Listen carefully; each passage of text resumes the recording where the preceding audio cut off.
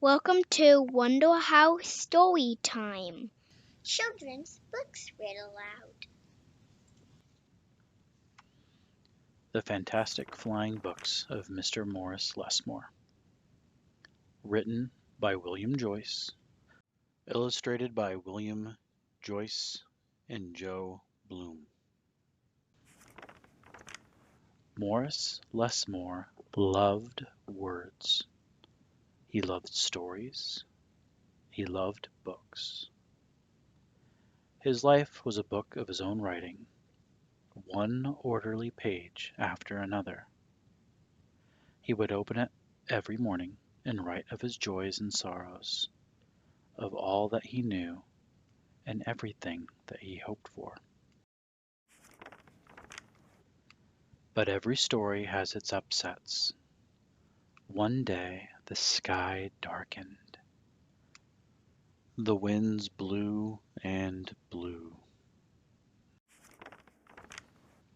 till everything Morris knew was scattered, even the words of his book. He didn't know what to do or which way to go. So he began to wander and wander. Then a happy bit of happenstance came his way. Rather than looking down, as had become his habit, Morris Lessmore looked up. Drifting through the sky above him, Morris saw a lovely lady. She was being pulled along by a festive squadron of flying books. Morris wondered if his book could fly, but it couldn't. It would only fall to the ground with a depressing thud. The flying lady knew Morris simply needed a good story, so she sent him her favorite book. The book was an amiable fellow and urged Morris to follow him.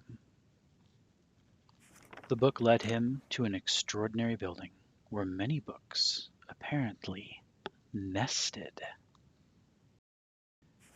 Morris slowly walked inside and discovered the most mysterious and inviting room he had ever seen. It was filled with the fluttering of countless pages, and Morris could hear the faint chatter of 1,000 different stories, as if each book was whispering an invitation to adventure. Then his new friend flew up to him and landed on his arm. It held itself open, as if it was hoping to be read. The room rustled to life. And so Morris's life among the books began.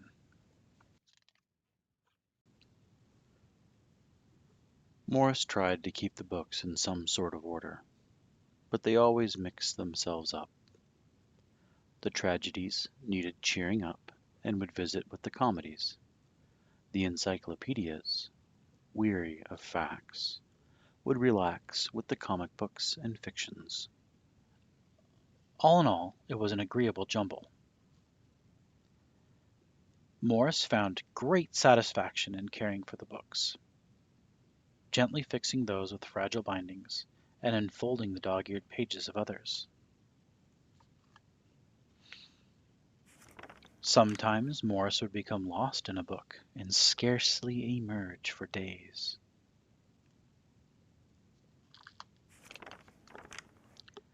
Morris liked to share the books with others. Sometimes it was a favorite that everyone loved, and other times he found a lonely little volume whose tale was seldom told. Everyone's story matters, said Morris, and all the books agreed. At night, after all the stories that needed telling had been told, and everyone had settled down to their proper places on the shelves, the great big dictionary would get in the last word.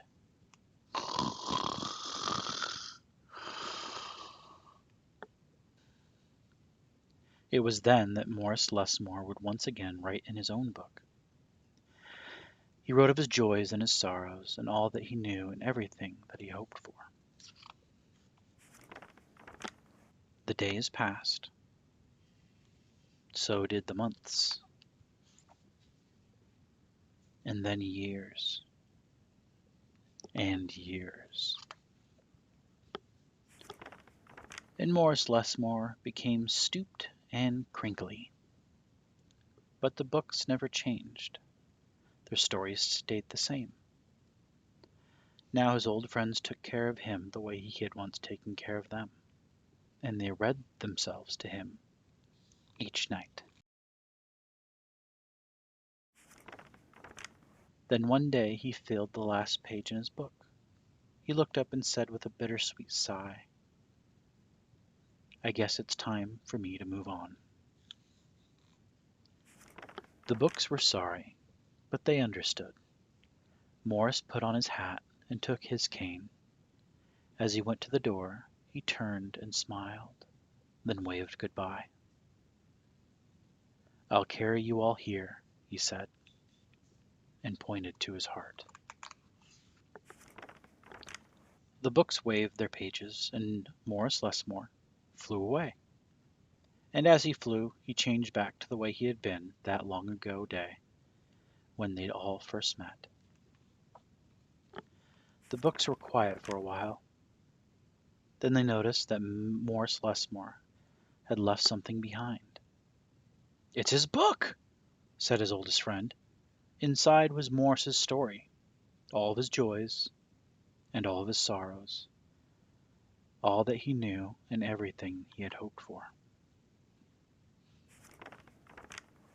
Then the books heard a small, expectant sound. There, in the doorway, was a little girl. She looked around with wonder. Then something fantastic happened. Morris Lessmore's book flew up to her and opened its pages. The girl began to read, and so our story ends as it began, with the opening of a book.